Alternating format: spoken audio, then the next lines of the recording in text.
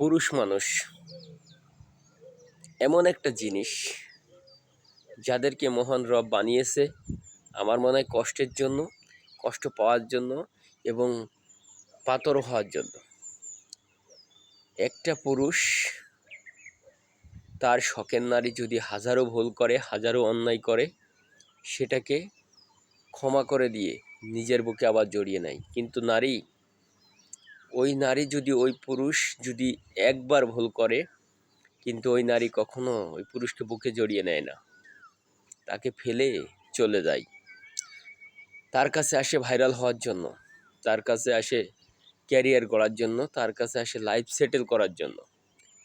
সাম্প্রতিককালে আলম হাসানের দিকে একটু তাকান, তার ওয়াইফ কিন্তু চলে গেছে। আলম হাসান বলেছেন 30 লক্ষ টাকার প্রায় ডকুমেন্টস এবং আপনার আইডির কাগজপাতি সহ সিম টিম সহ অনেক কিছু নিয়ে চলে গেছে। কতটুক সত্য কতটুক মিথ্যা জানি না, তবে এতটুকুই জানি 8 মাসের বিবাহ বিচ্ছেদে পরিণত হলো, একটা সংসার ভেঙে গেল, একটা সোনার সংসার, 2টা মন নষ্ট হলো, অনেক পরিবার কষ্ট পেল, সারা বাংলাদেশের মানুষ এটাকে জানতে পারলো। আমার তো মনে হয় ওই নারী একটা ছলনাময়ী।